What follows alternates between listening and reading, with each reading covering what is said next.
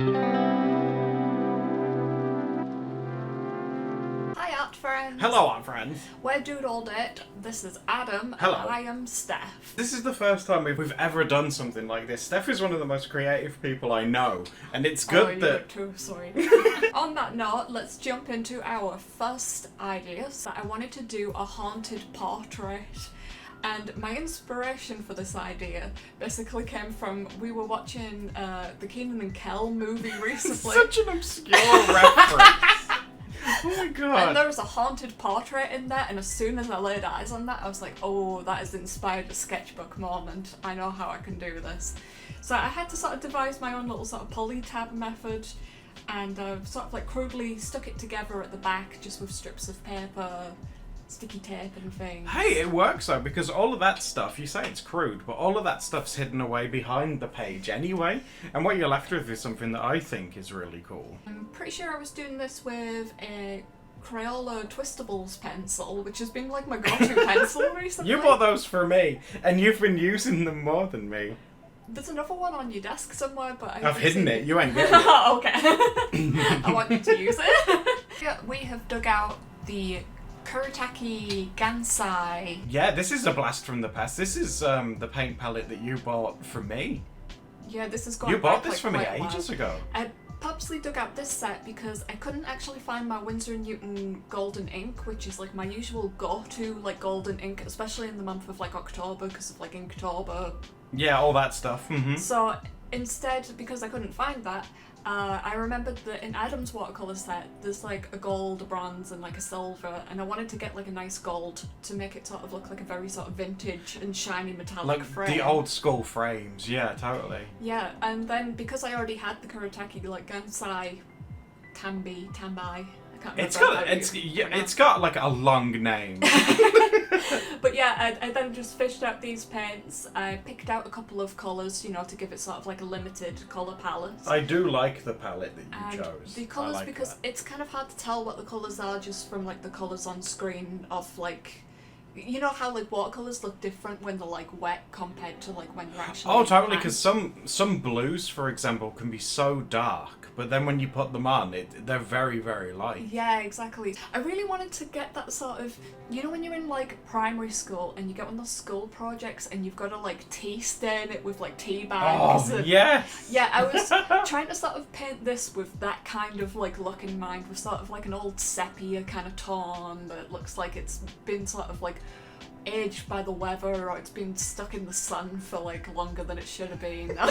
Just quickly going in with like my pencil to give it more of like a dirty, grubby texture. Yeah, the texture stuff in the background of it looks really, really nice. I was going for very goblin core. Also, I forgot to mention that the haunted portrait of a goblin, I did this because I made a prompt list on Patreon, which is like based on like your birthday, and based on like my birthday it told me I needed to draw a haunted portrait of a goblin. Is that how Lady Goblina came to be? I love that name. This is where I'm sort of like fiddling with it to sort of get a feel for roughly whereabouts it like needs to be and what the range of motion needs to be.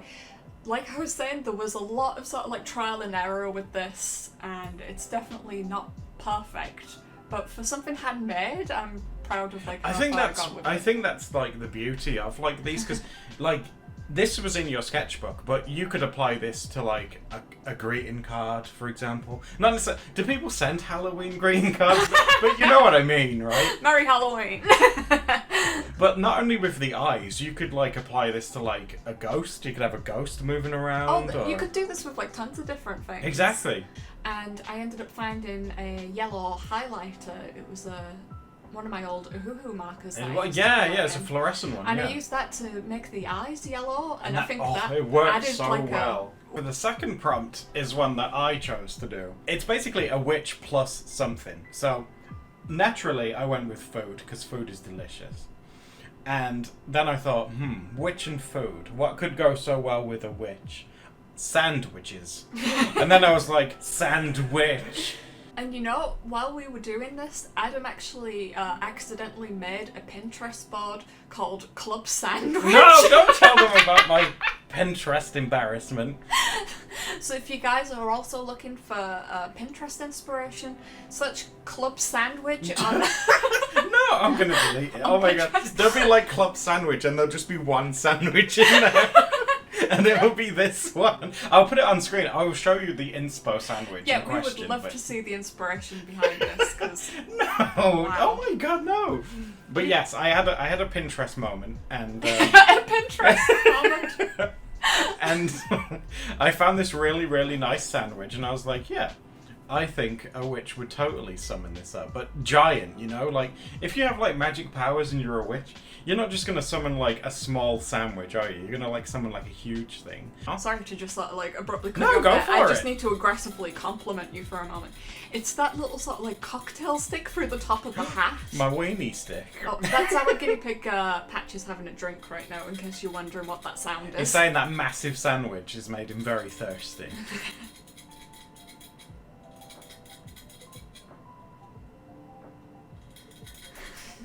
You can tell it's Patches because he drinks forever.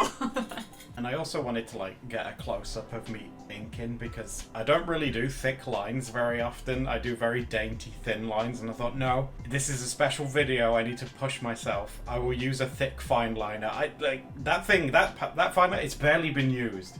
What size is it? It's a 1. That's big to you. It's a size 1. I like using like 0.5 or 0.8. Prompt number 3, my idea for this, was spooky food.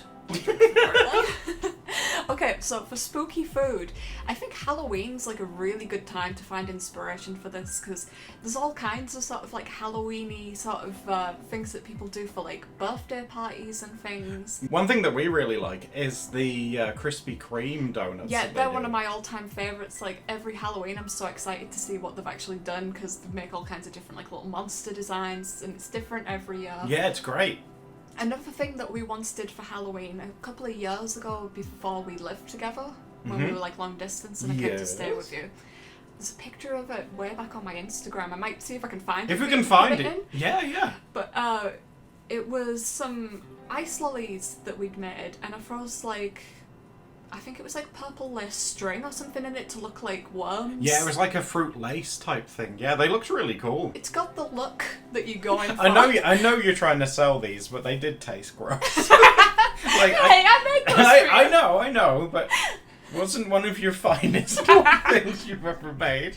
So I did have a moment of panic when I couldn't find a nice orange because for like that pumpkin donut we really needed to find a nice orange. So I quickly had to dig through some of my other marker sets that I have in like my storage drawers, and I found my Winsor & Newton markers. The brush ones, yeah.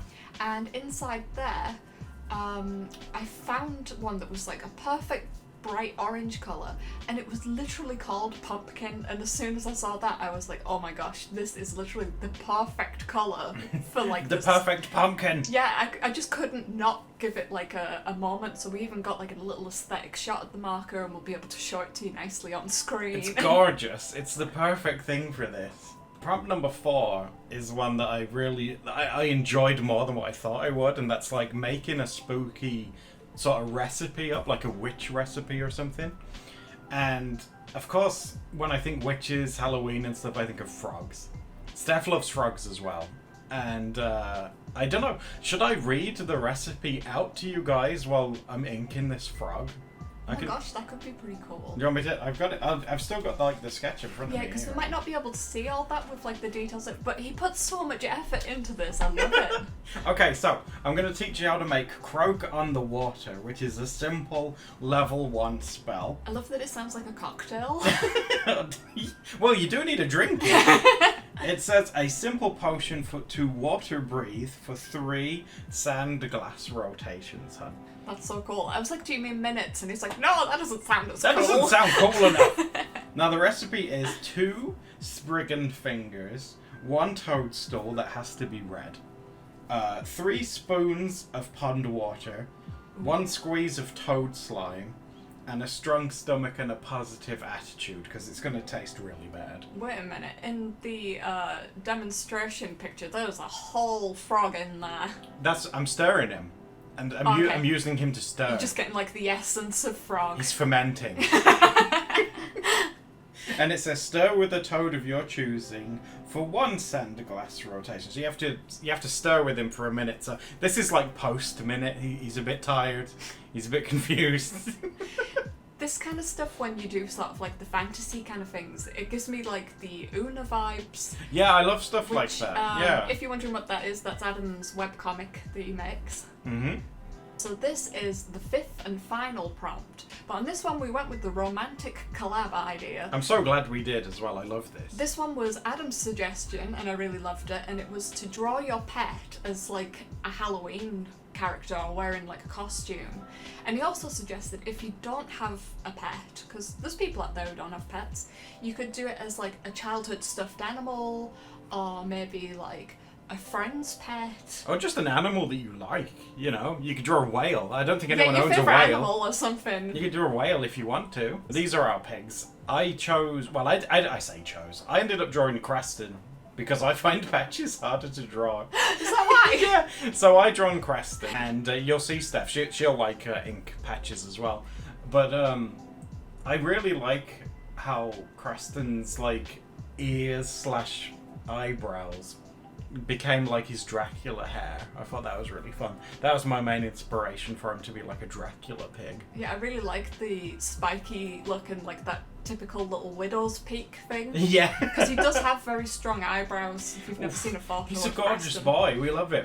Do you think you'd be able to insert a picture on screen of Creston's fabulous brows? I think we could find a nice picture of him, yeah. One of the things I really liked about this one as well is that it really sort of like showcases the difference in like our art styles. I mean, they're right next to each other, Yeah, yeah. especially when I come in and I start inking mine, you'll really start to see the difference. Oh, and speaking of which, here's like you coming into ink now, and already look how thicker the lines are. I was thinking as well, like when I sketched this, I was trying to sort of draw it to look like, you know, he's sort of like actually sat with Creston. Like he's there, yeah. Yeah, instead of it looking like 2 separate images on the page. But to be honest, with like how thick I end up drawing like my lines, it does end up looking like a pretty separate illustration. Maybe like one of them is sat next to a cardboard cutout of the other. Well, next time if we end up doing a prompt like this together, maybe we'll both use like the same pen and we'll come up with some kind of compromise on which pen. Or I could try we'll and use. line it and you could colour it. Yeah, there's That lots of could different work. ways that we can approach this. Yeah. I also love how, well, I think you can see it in the sketch art, how round you've drawn Patches, because as Patches has grown, and he's pretty much fully grown now, he's got a really big tummy, and he's really heavy. Yeah, he's really filling out. He's a big heavy man. So instead of him eating like Halloween candies, I thought these could be like individual wrapped guinea pig nuggets. Oh, that's so extra. I think that's so cute. I'm sure someone's probably done that on like the guinea pig side of YouTube. Oh my god, that's so something that you would do, like making Halloween candy for the pigs and it's just wrapping up like... You wrap the nuggets up in like paper or something that's safe for them. Oh, it'd be so cute. Oh my gosh, maybe we could do that on the Steph Sucks channel at some point. I love his little patchwork Well, little since his ghost name's outfit. Patches, I thought it'd be a shame not to put like some patches on his outfit. And I wanted to give him one of those really basic, you know, ghost costumes. So he's got kind of like the hood that goes around his head and a little sort of spooky ghost face. Yeah. There. And it sort of feels like he's sort of like outgrown it. He just looks so happy. And then I was trying to sort of draw like empty wrappers and like another like candy next to him. Like he's been munching. Yeah, but it's kind of hard to illustrate sort of like empty candy wrappers. Yeah, because it's just like a little scribble, I Yeah, guess. because it kind of looks like little scribbly carrots or something. Yeah. He would eat those also. And honestly, Patches would eat anything if Patches- you let him. And because I knew that Adam wouldn't really be on board with like colouring this, I just took the liberties to just jump in there. How did you and know? coloured the whole picture in for him because I am a kind and giving girl. You are. What would I do without you, dear? No, honestly, I just really enjoy colouring things in and seeing that Adam had already provided some really cute line art of one of our guinea pigs. She loves... Yeah, you love colouring in stuff that I've done. And I don't have a problem with it. I think it makes it look a lot better. But yeah, I really like it.